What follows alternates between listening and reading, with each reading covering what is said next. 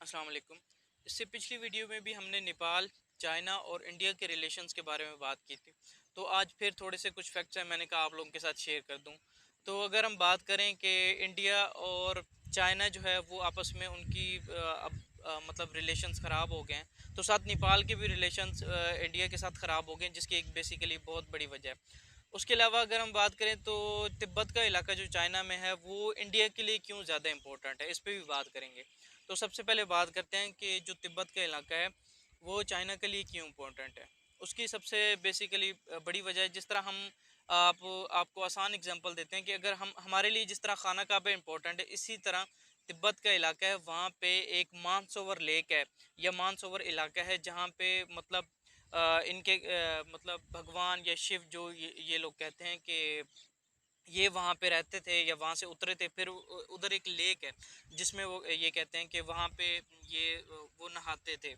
तो इसलिए मतलब इनके लिए वो जगह इम्पोर्टेंट है। आप देखें कि मोदी की जो अभी गवर्नमेंट है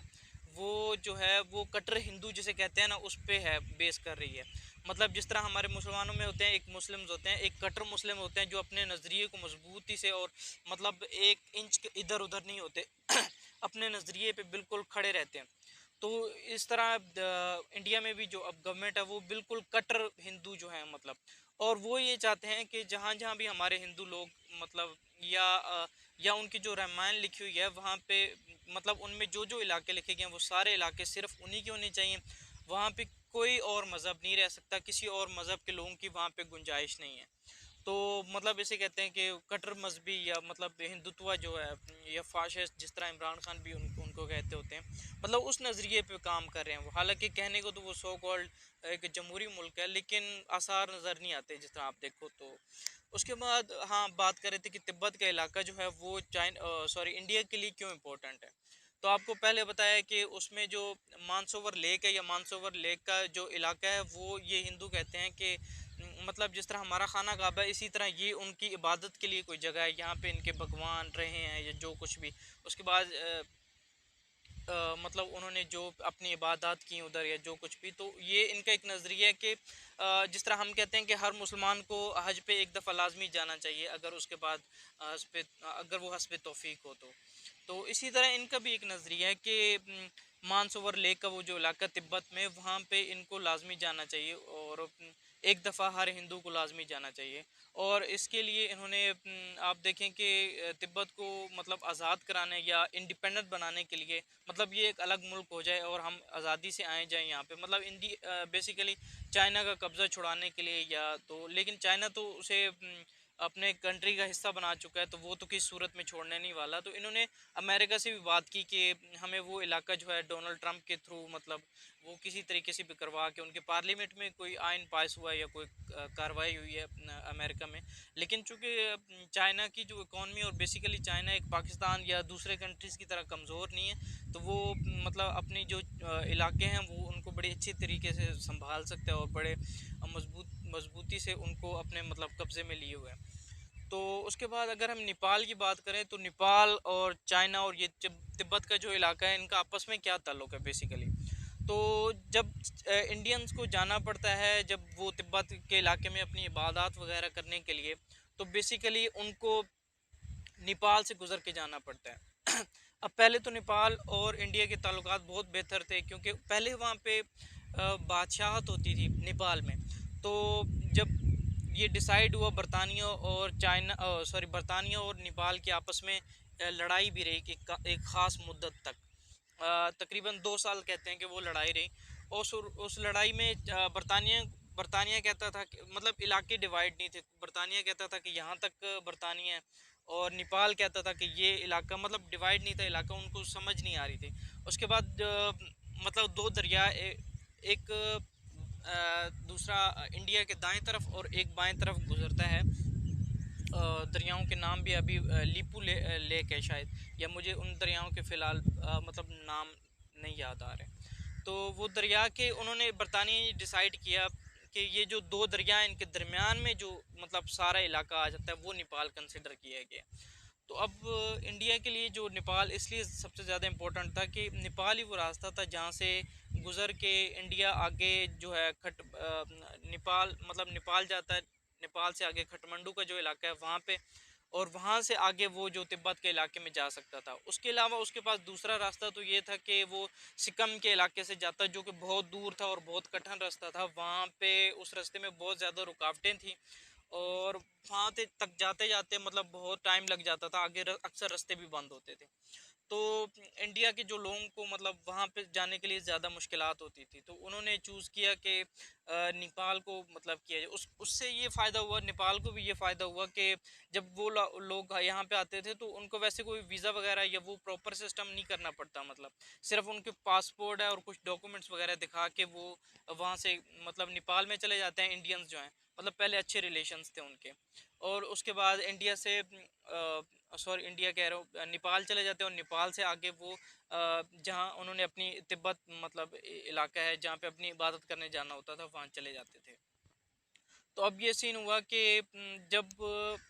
जमहूरियत नहीं थी मतलब नेपाल में और बादशाह थी, तो जो दरिया के साथ साथ एक काला पानी का इलाका है, जो दरिया आपको बताया कि दो दरिया बहते हैं, उसके साथ काला पानी का इलाका है, उसे काला पानी का इलाका कहते हैं मतलब। तो वो जो इलाका है वो जो दिफाई लिहाज से मतलब इंडिया के लिए बड़ा बेहतरीन साबित हो सकता था, क्योंकि वहाँ पे नेपाल में बादशाह थी, तो इंडिया ने वो इलाके नेपाल से मांगे कि हमें यहाँ पे चाइनी सॉरी वो छावनी बनानी है, फौजी छावनियाँ। तो वो इलाके जो हैं वो काला पानी के और वो दरिया के साथ साथ वो इलाका जो है नेपाल ने मतलब इंडिया को दे दिया कि आप लोग यहाँ पे छावनी बना ले। लेकिन जैसे ही वहाँ पे बादशाहत ख़त्म हुई और जमहूरियत आई, तो उन्होंने कहा कि ये सारे इलाके अब इंडिया यहाँ से खाली करे और हमारे वापस से मतलब ये सारे इलाके हमें वापस करे। उसके बाद एक और बहुत इम्पोर्टेंट वजह ये है कि जैसे ही जमहूरियत आई तो नेपाल जो है उसने मतलब अपने आइन में ये आइन पास किया कि ये जो सारे इलाके हैं ये इंडिया को खाली करने पड़ेंगे, ये नेपाल के इलाके हैं, और यहाँ से इंडिया मतलब यहाँ पे छावनियाँ नहीं बना सकता, या अपना कोई भी है वो हमारी इजाज़त के बगैर नहीं जा सकता। तो ये बात तो इंडिया को बड़ी बुरी लगी, क्योंकि वो तो वहाँ पे सेटल हो चुके थे, छावनियाँ बना चुके थे, और इकोनॉमिकली अगर देखा जाए तो सॉरी दिफाई लिहाज से अगर देखा जाए तो इंडिया को वहाँ से बहुत ज़्यादा फ़ायदा था, और मतलब वो बड़े अच्छे से वहाँ पे सेटल हो चुके थे। तो उसके बाद 2015 में जब उन्होंने नेपाल ने ये आवाज़ें उठाना अपने आइन में भी उन्होंने मतलब कहा कि हमें ये इलाके इंडिया से खाली करवाने हैं, उसके बाद उन्होंने इस पे अपनी मतलब कार्रवाई शुरू की, प्रैक्टिकल आवाज़ उठाना शुरू की। तो इंडिया को ये बात बहुत बुरी लगी, और 2015 में ही मोदी ने इनकी सप्लाई बंद कर दी थी, क्योंकि नेपाल को डायरेक्टली दरिया सॉरी समुंदर वगैरह भी नहीं लगते, तो उसको अपनी जो है खुराक और उसके बाद काफ़ी चीज़ें जो हैं उनको इंडिया से मंगवाना पड़ती हैं, क्योंकि इंडिया बिल्कुल करीब है नेपाल के, तो वो काफ़ी चीज़ें इंडिया से मंगवाता था। तो उन्होंने जैसे ही उनके आइन में ये चीज़ें आईं और उन्होंने आवाज़ उठाना शुरू की कि ये जो काले पानी के इलाके हैं जहाँ पे इंडिया ने छावनी बनाई, ये सारे हमारे इलाके हैं और हमें वापस मिलने चाहिए, और इंडिया को ये जगह खाली करनी पड़ेगी। तो ये सारे इलाके जैसे ही इस टॉपिक पे आवाज़ उठाना शुरू हुई, तो मोदी ने उनको दबाने के लिए कि ये इनके तो पर निकल रहे हैं और नेपाल की एक छोटा सा मुल्क है और हमारे सामने ये खड़ा हो रहा है, और ये जो हमारे इलाके हैं सॉरी ये जो इलाके हैं ये तो हमारे हैं, इंडिया ने ये कंसिडर करना शुरू कर दिया। तो आप देखें कि इस पे मतलब नेपाल की सप्लाई वगैरह भी बंद कर दी, जिसकी वजह से नेपाल ने टर्न लिया, और उन नेपाल के जो वज़ीर आज़म थे या जो भी वहाँ पे हुकूमत में थे, उन्होंने रवाबित अपने बनाए चाइना के साथ, और इस तरह उनके और चाइना के जो रिलेशंस हैं वो मज़ीद अच्छे होने शुरू हो गए। उसके बाद एक सबसे इम्पोर्टेंट चीज़ कि उन इलाकों में इंडिया ने अपने वज़ीर दिफा से वो सड़क का इफ्तिताह कराया, जिसका जो वहाँ उस इलाके से गुज़र के जाती थी काले पानी के, जो वही नेपाल का इलाका था। और उसके बाद उन्होंने एक तो नेपाल से इजाज़त भी नहीं ली, उसके बाद वज़ीर दिफा से उनका वो इफ्तिताह कराने का ये मकसद था कि नेपाल इस पे कोई भी एक्शन ना ले, मतलब उन्होंने एक बेसिकली इनडायरेक्टली एक धमकी दी थी दिफा करवा के इफ्तिताह करवा के, कि ये जो इलाके हैं ये हमारे हैं, और मतलब जैसे भी आए अब हमारे कब्ज़े में है। और वहाँ से वो सड़क बना रहे थे जो कि सीधा तिब्बत तक जाती थी, और आगे मतलब वो अपनी इबादत और ये जो जो भी मतलब हिंदू अपनी रिवायात होती हैं जो वहाँ पे एक एक दफ़ा जाना मतलब ज़रूरी समझते हैं, तो वो चाह रहे थे कि हम इस तरह डायरेक्ट कर लिए, मतलब उन्होंने नेपाल के दरमियान में से नेपाल के सॉरी जो रास्ता गुजर रहा था वो उन्होंने अपना ही कंसिडर कर लिया। उसके बाद वो खुद ही सड़क बना रहे हैं, जो कि पहले उन्होंने मतलब एक एक हिस्सा मांगा था कि ये हमें एक इलाका चाहिए एक मखसूस वक्त के लिए, तो उस पे अपना कब्ज़ा जमा लिया, उस पे मतलब अब वो खुद ही सड़क बना दी एक, और उस पे मतलब कहा कि अब ये जो है इस सारा इलाका हम खुद का कंसिडर करते हैं और हम यहाँ से डायरेक्ट जाया करेंगे 2 दिन में। वो रास्ता 2 दिन का रह जाना था। मतलब उनको ये है कि नेपाल की अब तो वो जो मतलब पैसे पे करते थे नेपाल को वहाँ से गुजरने के या जाने के, वो भी सारा सिस्टम ख़त्म कर रहे थे वो इलाका अपने कब्ज़े में करके, और रास्ता भी कम हो गया था उनका तिब्बत तक पहुँचने के लिए। तो ये सारा मसला जो है ये नेपाल को नागज़ीर गुज़रा। उन्होंने अभी अपने जो है कानून पास किया है कि ये जो काला पानी का इलाका, उसके बाद 2-3 और भी एरियाज़ हैं जो मतलब उन्होंने अपना जो नया नक्शा जारी किया उसमें वो कहते हैं कि ये सारे जो इलाके हैं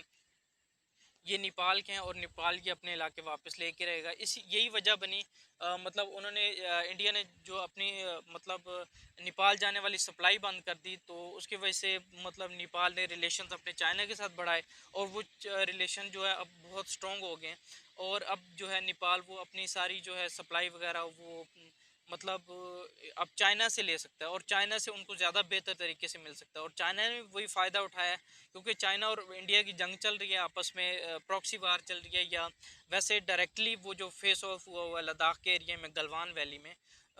बेसिकली तो मतलब गलवान का इलाका है जो लद्दाख है वो तो अपना फिंगर 8 से फिंगर 4 तक चाइना आ चुका है। मतलब उससे भी 2-3 किलोमीटर आगे ही उन्होंने अपनी मतलब पुल वगैरह बना रहा है और सारा स्ट्रक्चर अपना स्ट्रॉन्ग कर रहा है और इंडिया कुछ नहीं कर पा रहा। तो ये जो